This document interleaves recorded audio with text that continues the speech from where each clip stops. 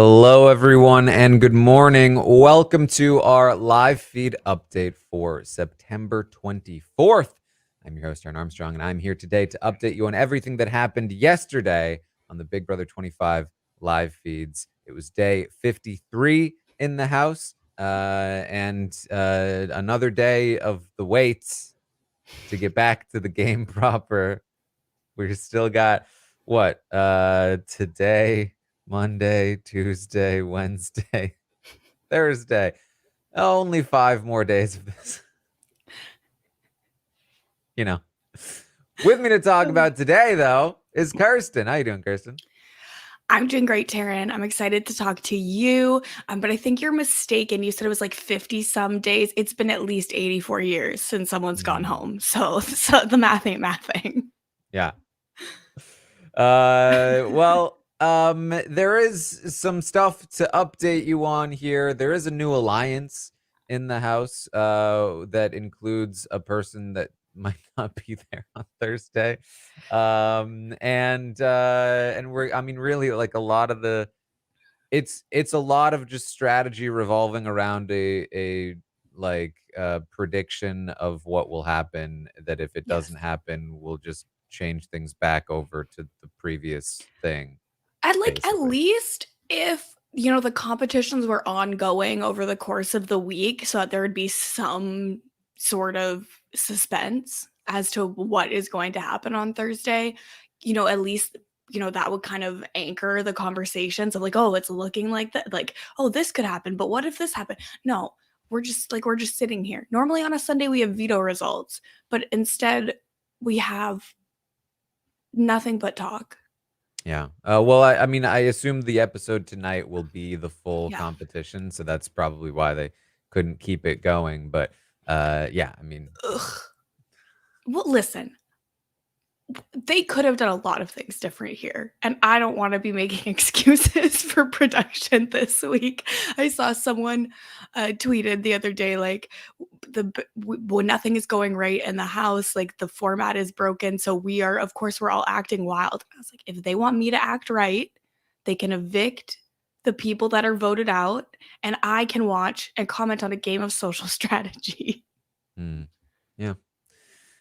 Would be nice, but let's talk through. There's not a lot to sort of catch you up on because, Jared and Cam were evicted, as was Jag a while ago. Basically, they're still just kind of, waiting. Cam won the competition to get to play in another competition on Thursday. So they're all kind of predicting that Cam is going to win that competition, except for Jared, who is coping pretty hard and thinking, like, what if I don't get eliminated when he wins and instead I stay? Jared is like delusional, and I get it. Like, we've all been there at times. Sorry, there's a brawl happening. Weirdos.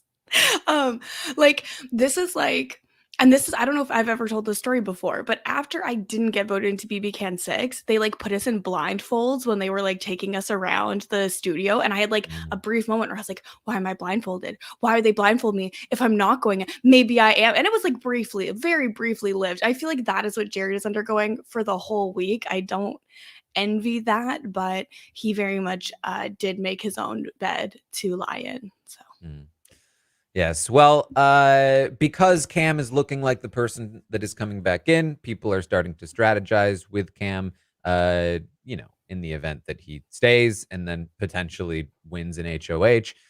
He's been in particular talking with Jag and Matt. He told Cirie that he was going to bust that group up, the Jag, Matt, Corey, America group.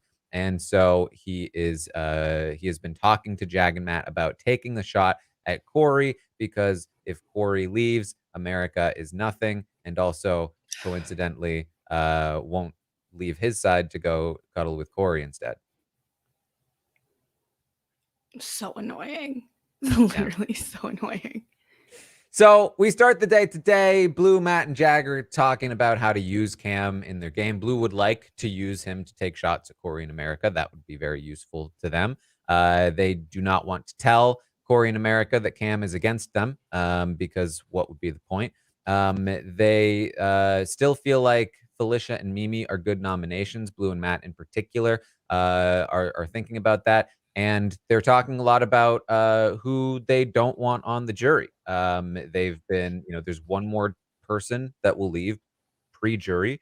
And Cam's arguments seemingly are making some sense to them. Felicia will, as far as they're concerned, be the most bitter juror of the remaining players, and therefore they think maybe it is good to take Felicia out next week.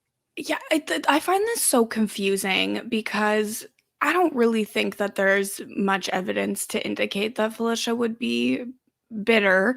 But regardless of that, I think at one point Jag says, "Oh, but she's so dangerous socially, and so that's why she shouldn't be in the jury." Like, if she was so dangerous socially, she wouldn't be all of these people's target for seemingly no reason, right? Like, the facts are not the same in reality as in what this group is saying right now. So, like, I mean, anyone could be, bitter in jury, which I personally believe is anybody's right. Once you're on the jury, you can vote based on whatever, rubric you want to use.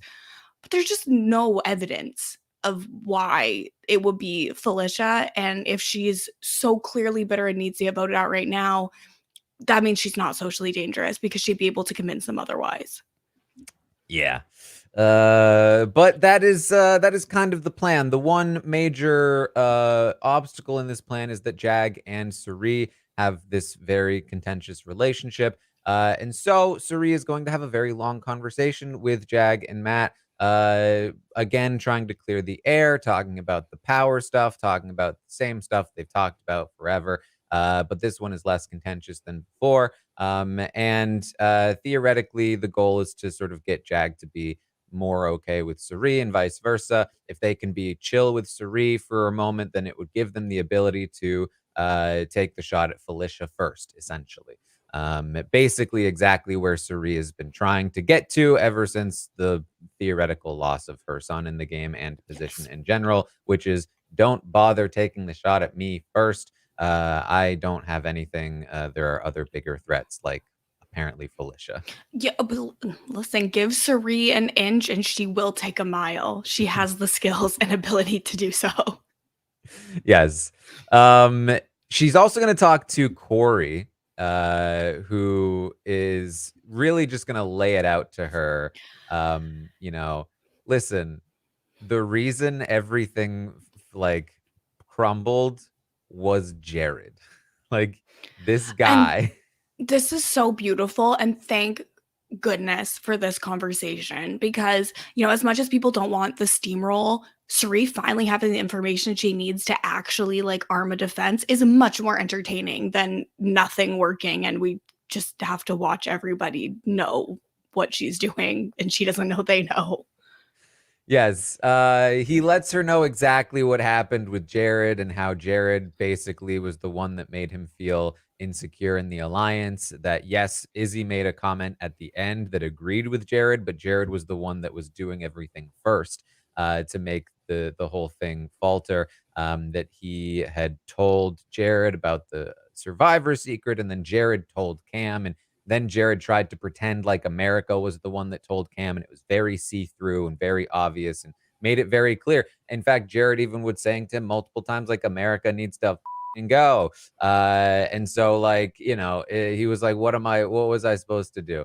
And so he lets Cirie know. So Cirie finally knows that, like, Jared really was a big part of the screw up. And she hears this. She's not like, she doesn't not believe it. She's like, okay. No, the screen cap of Cirie when she's like, "Jared," is very funny if you wanna go back and look at it. Jared, but because just for context here, Jared has been like, yeah, Izzy really screwed up, didn't she?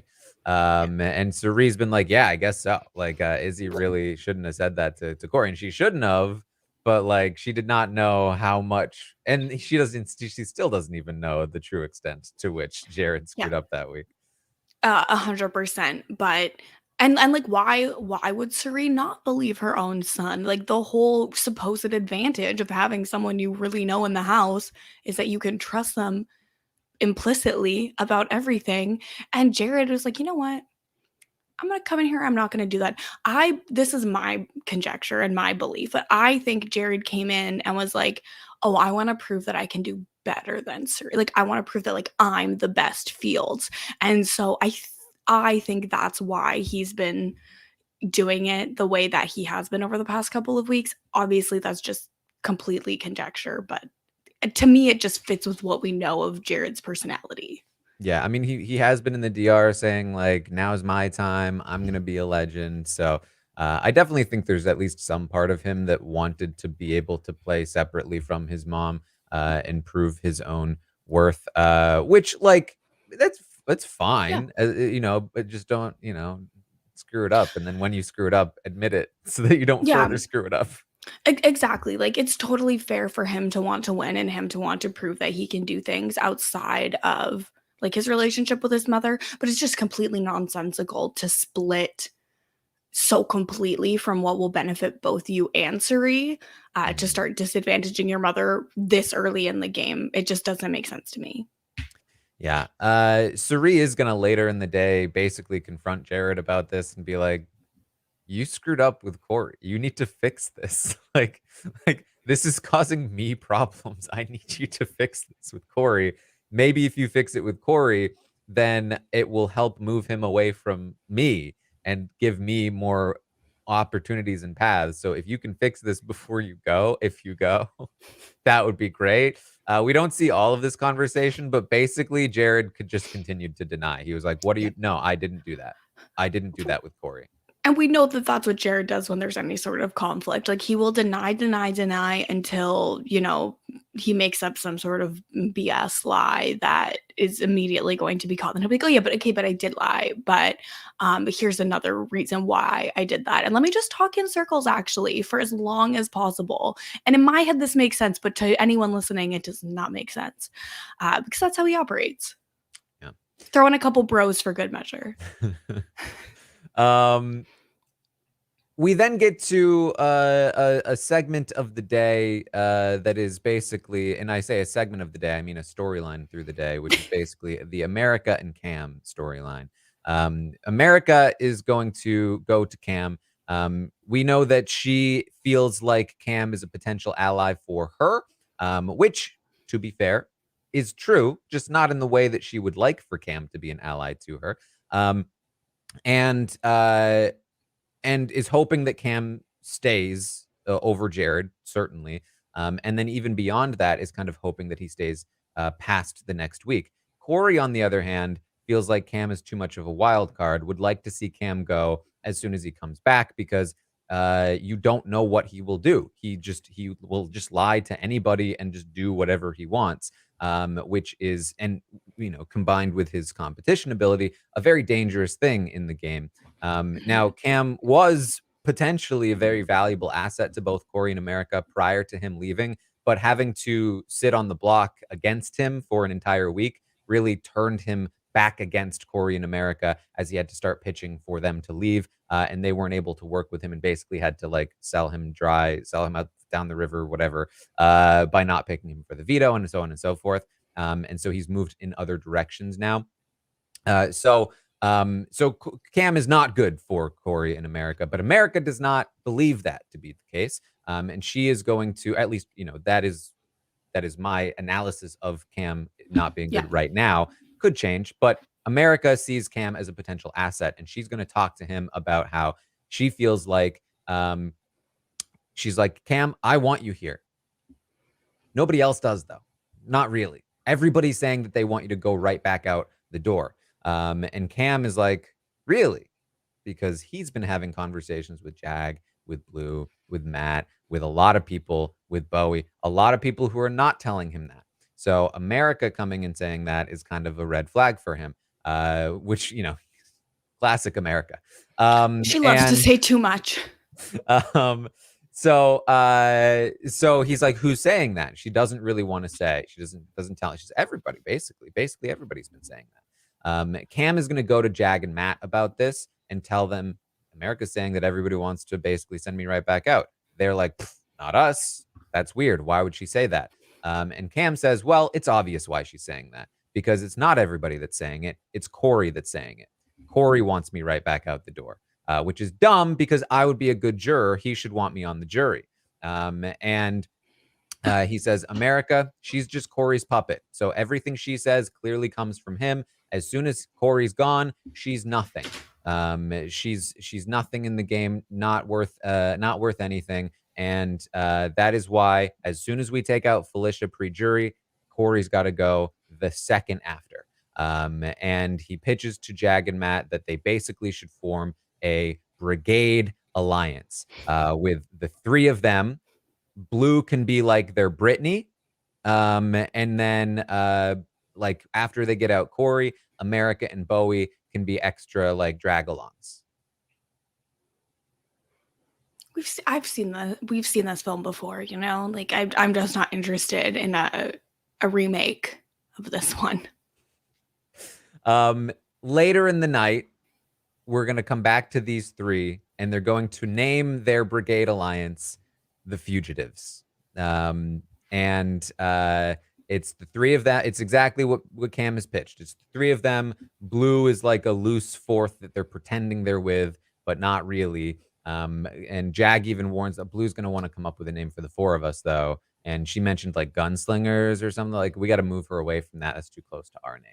It's like, didn't you watch Memphis in BB25? Just name it the same thing. It doesn't matter. But their tagline is, they're all wanted, dead or alive, and the only way out is together.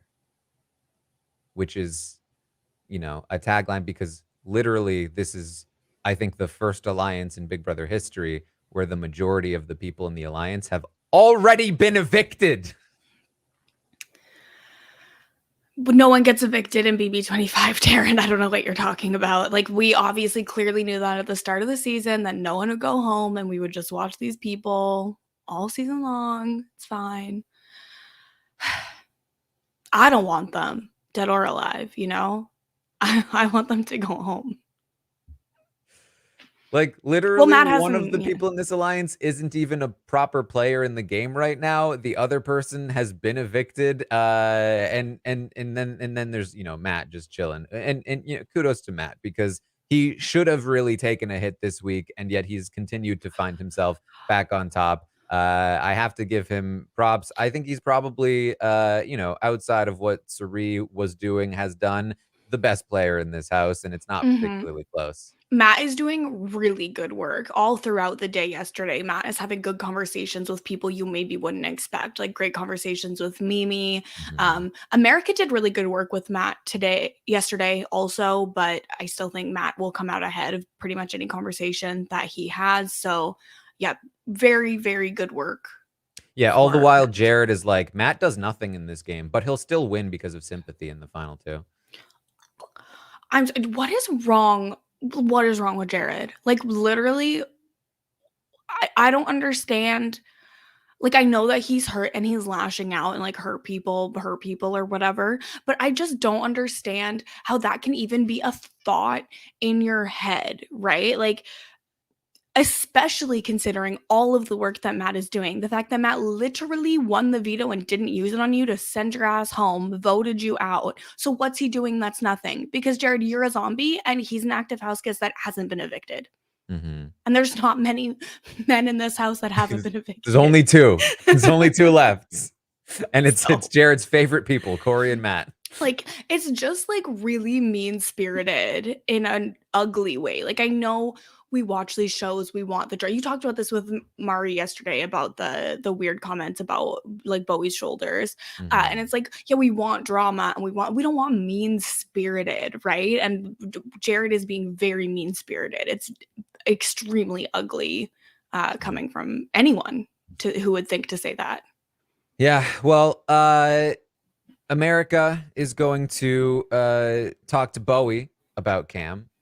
She talks more about how she thinks Cam wants to join them. She's excited at the prospect of Cam coming back in the game. And Bowie Jane is going to have a better read on this than America does, because Bowie warns America. I think he's going to want to try and split us up. I think he's going to want to split this group. Why would he want to just join this group? that's a bad idea for Cam. He's going to want to break us up so that there's smaller, like more digestible pieces. And America's like, no, nope, I That's don't like think so. America giving Cameron in that moment of like, Yeah. no, oh, you're giving me facts. I choose Wrong. to reject those facts and I will instead believe what I think is true in that moment. But the unfortunate thing for Bowie, even though, you know, she has been making some moves, she's been in a good position these last couple of weeks, I think when you don't make inroads early season, it's very difficult to then start making inroads later on. And I really do think it pretty much all boils down to her lying about her age, because when you lie about your age, like you then have to lie about like other, you know, cultural references that you get because of your age, and there's just things that you like fundamentally like you're lying about. So if someone talks about a movie that maybe was out when you were in high school, you have to be like, "Oh, like I was too young, like I don't know." And it just like it's an unnecessary lie that creates a barrier that makes it hard for people to get to know you, and when people can't get to know you, they're not going to want to work with you because they like people can feel that something is off even if they don't know what it is, even though everyone kind of knows. I mean, I You think it's know? her age. I think it's her job. I think it's like, I think that, for as much as as much as I absolutely have and will defend Bowie in terms of like her strategic Mhm. presence in the game, because she's way more strategically present than people give her credit for, both inside and outside the game. Um, she very rarely has like personal conversations. Like she's not Mhm. connecting with people on a personal level. Yeah. People see her a certain way in the game, and she has not done enough to change that perception, which is fine for her right now. But at some point, if she really wants a good shot at winning, she needs to make those more personal connections, make Mhm. people feel like she is like a human being that they can relate to, beyond just like a funny kind of Aussie Yeah. character. Like you need people to want you there more than they want you gone. You want people to think they would miss you. And because she doesn't have the personal connections, and like no one would miss Bowie Jane if she went home. So it's just difficult. But she is, you can tell she does have strategic chops. She just hasn't really used them, and like to improve her position, she hasn't really used them. She's been strategic, but she hasn't like capitalized on it. Mhm. And it's again like it's just going to be very difficult for her as the game progresses to be seen as like a credible strategic threat, I think. Yeah, well, so America, you definitely giving Wrong. some wrongs. Yeah. And that's really like the rest of the day for America, as she talks to Bowie about Cam and says wrong. She talks to Corey about Cam multiple times throughout the day. She is going to talk to Corey, and Corey is going to be like, I don't know, I don't think this is the case about Cam, and she basically again does. Wrong. No, what do you mean wrong?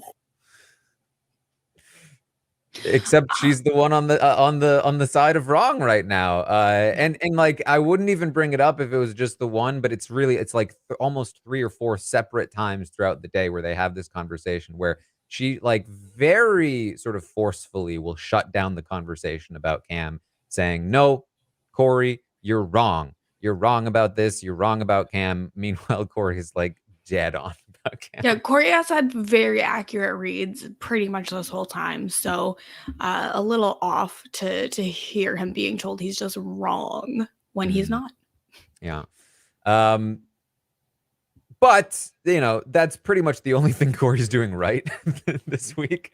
Because even though he has the right read on Cam, he is not able to convince literally anybody about it, including his own showmance. And the game is really starting to slip away from him as we see the fugitives are forming, and Cam is really looking to take Corey out as soon as he can. And there's very little that Corey has been able to do about that. Meanwhile, he's still at odds with Jared, only very like slowly opening up a door with Cirie, which is like useful to him, but this fugitives group is far too dangerous for him to contend with. And it's just meanwhile he's just still on the hammock, just making out, like just it's not great. It's not great. Yeah, I also understand that this must feel like such just a week off, right? So why not enjoy your spring break in the BB house? Yeah, Like, I how mean, bored do you think they must be? My God. I can imagine. Like, surely more bored than us. We at least have like the internet to, play a game or something while we're watching the feeds. Yeah. It's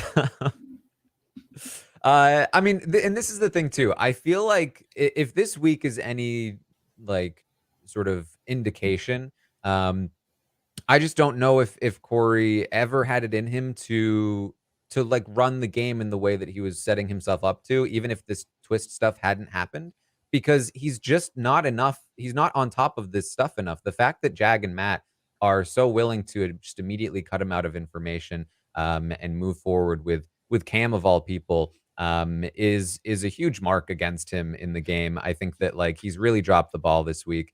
And we could see him leaving as early as never mind, not early. As 2 weeks from now, essentially, when the next person finally gets evicted. But that Yeah. could happen to him still.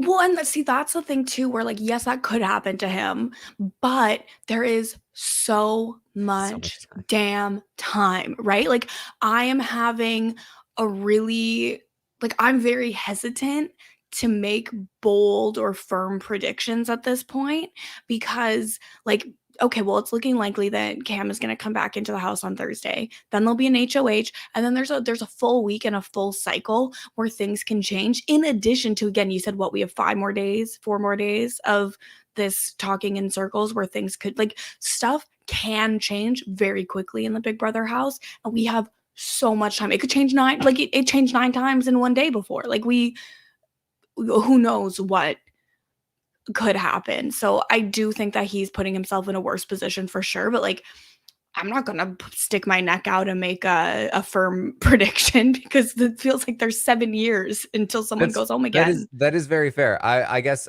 what I will say is if by this time 2 or 3 weeks from now nothing has changed, then he's really dropped the ball. If nothing has changed in 2 or 3 weeks from now, this might be like the most all-time disappointing, jury phase versus pre-jury phase. Yeah. Like, I think it's in the conversation for sure. I mean, listen, what the current trajectory is like trying to stack up as right now is that the evicted bros are getting together and trying to steamroll the competitions from this point forward. And that might happen.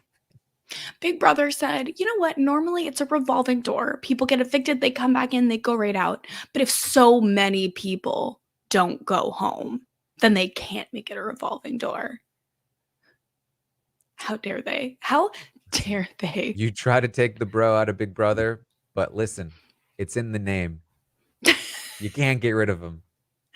Yeah, Mr. B is so wrong for this. They're so wrong for this. So that's a lot of the day for Corey in America. Corey also talks to Bowie. Bowie is probably the person most on Corey in America's side in all of this. She's gonna talk to Cam, who tells her that he needs to that they need to work with Jag and Matt for a bit. Even Corey in America, who he doesn't trust for like a week or two, maybe, but then then it's game on. And don't worry, Bowie. I'm going to bring you wherever I go. That's just like, no, don't say it. Like, don't say you're bringing someone with you. Like, if you want Bowie to be your like additional parachute or whatever in this alliance structure, you need to tell her, I'm with you. You and I are together. Let's decide where we're going to go together. At least make her actually feel like she has some agency in this. You can't just tell her, oh, I'm bringing you. That's like, that's not going to sit well with someone.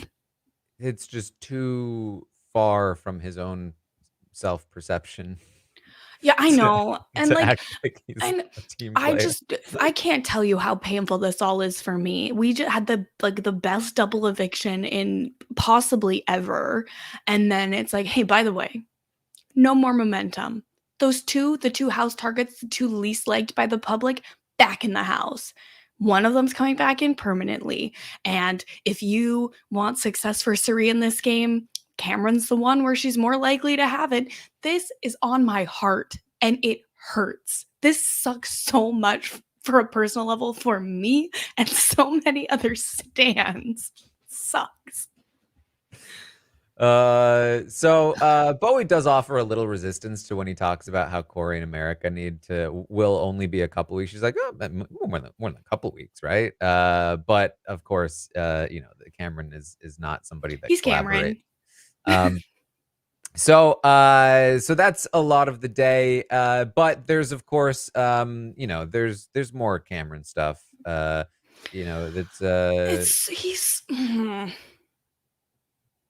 He continues to be a weirdo creep. Listen, our introduction to Cam was basically this. And I love Riley.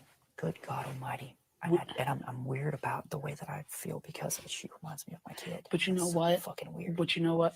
Like, maybe I'm a cold ass bitch, but I don't care. But it's not. Love that sound. I miss Izzy so much. So we knew that.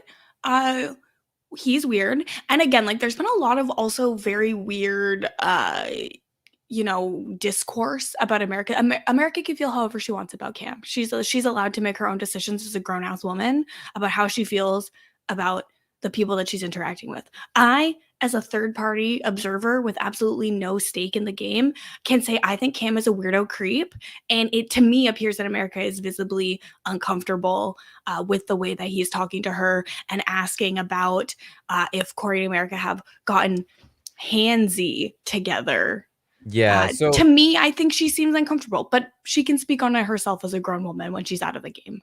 Yeah, there's a few moments that are being talked about both outside and inside the house. Yeah. Where Cam he's feeling a little more comfortable again, which means other people are going to feel less comfortable. And he's like there's a clip of him. He's kind of just like chilling with America next to him, and then America gets up to go next to Corey, and like the daggers he stares rival those of Beast Mode Cowboy, as he goes, "Oh, good for you, Corey." And then later he is, or maybe it was earlier, he is talking to America, and he says, America, jury house is going to be awkward. It's like, poor Corey. Why? Well, it's just going to be weird for him to be there and see this. See what?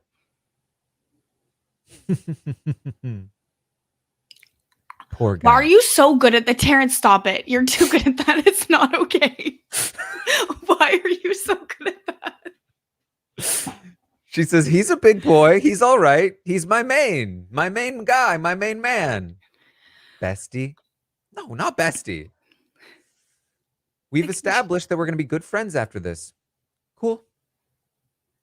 I'm going to visit his dorm. I'm going to visit his dorm. We're going to hang out. Me too.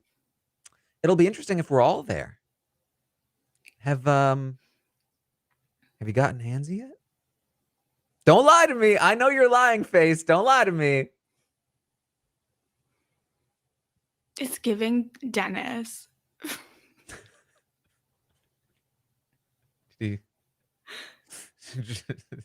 Then like Always Sunny Dennis. Yeah, exactly.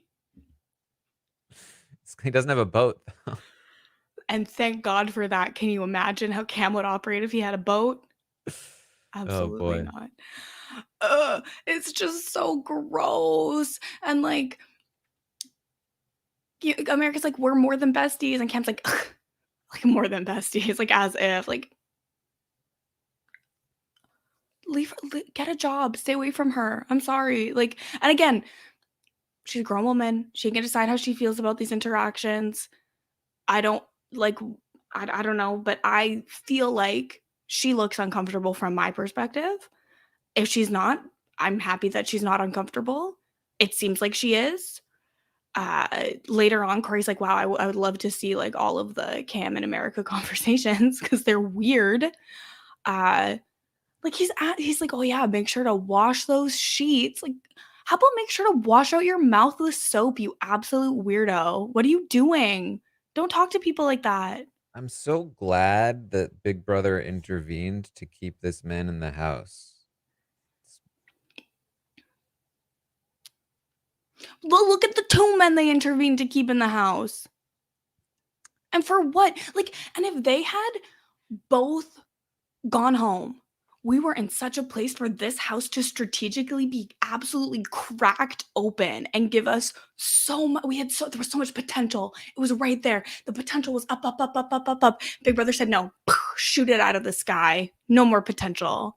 We will slam on the brakes. Yeah. Well, that's about what I've got for today. Is there anything like fun that happened that we can talk about just to not talk about this anymore? Wait, actually, I have a question for you. Because so there's a conversation, I think it was America, Matt, and Cameron, and they were talking about the competition that Cameron ultimately won to give him the opportunity to choose to play or not play on Thursday. And America says, oh, the shovel is an iconic Big Brother competition, and her and Cameron knew exactly what it was, but it is just not clicking in my head what competition this was. Where they have to, it's like a balance beam, and they have to like put the balls in the shovel end of it and like balance the balls. Oh, see, to me, I would never have thought of that as a shovel. So that makes a lot more sense now. I was like, what? I was like, what shovel? Like, have I not been watching this show for however many years? Like, I don't understand. Imagine a comp where they actually had to like dig with a shovel. That would be probably too dangerous, I guess. Honestly, it would probably be very in line with the current late game competition structure of the season. So don't speak it into existence. So yeah, I mean, basically, what is happening here is that Cam is aligning himself with Jag and America. I think the idea for Cam would be to take out Corey. But of course, Jag and Matt, you know, I think they would then be in Cam's sights. If he takes out Corey, I think he feels like, great, now I take out Jag and Matt, and it's just me with all the ladies. Yeah. And so you know, watch out for that. But as Kirsten pointed out, there's so much time between now and when Cam even maybe gets in to the game, where it's possible he still doesn't even make it back into the game, and then a whole other HOH competition and set of nominations and an entire week before the next eviction. And I think there's maybe reason to believe that Cam really would target Felicia first, which means that there'd be an entire other week before the next thing, and so on and so forth. And so once again, what I'm saying is that like this is sort of the current trajectory. And once again, Matt has found himself in the exact spot that he needs to be. Cirie is starting to gain some traction back as people aren't looking at her as much anymore. Corey is falling with America. And Blue's continuing to try to play the middle, but is being left out of the core of some things. And Bowie's continuing to be a total sort of like like floater in the sense of what a floater means. Like she's an actual actually floater. just like aligning with as many people as possible, so that when they win, she will float over to them. Mimi and Felicia, meanwhile, are still kind of like looking in the direction of hoping Jared comes back and still potentially working with Cirie. Sort of like, unfortunately for them, currently in not a great position, especially if Cam comes back. But Mimi is still trying to branch out. Felicia is still trying to, you know, have these talks about like, hey, Corey in America, Final Four. But you know, it's again, there's so much time that like all of these pieces are still very loosely aligned at the moment. Yes, and I do see people asking, people are still curious if Corey will be able to play in the HOH, and we still don't know.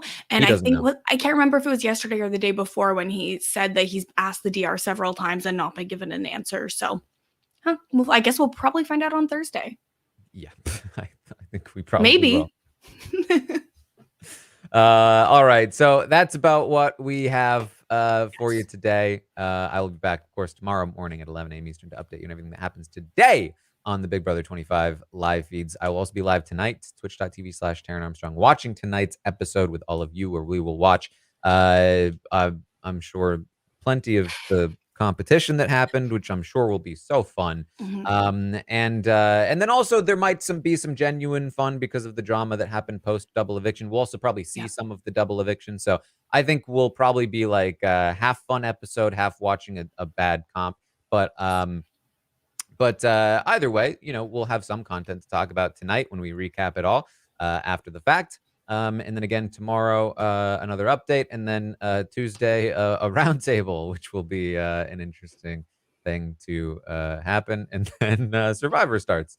So check all of that out. You can find me on Twitter at Armstrong Taran, Instagram, all the fun places. We did an interview with Heisem the other day, which was very fun. A very fun Kirsten, interview. yes. Where can people find you, Kirsten? Yes, so you can follow me everywhere at Kirsten Said What, including twitch.tv/Kirsten Said What, as well as Sasha, Joseph, and I are recording Mess Magnets every week. This week we talked about Jill Duggar's book, Counting the Cost, as well as the Sophie Turner-Joe Jonas divorce. And 1 week from today, I'm going to be running a 5K for breast cancer research. And so if people, I know things are tight, if people have even $5 left in their charity budget for the year, my pinned tweet on Twitter is the fundraiser for the breast cancer research. I messaged the head of my team a couple days ago. I said, oh, my back hurts from carrying this team. So if you guys can help with that, that would be great. Thank you. All right. Well, that's what we have for you. Thank you all so much for joining us here today. And I will see all of you next time.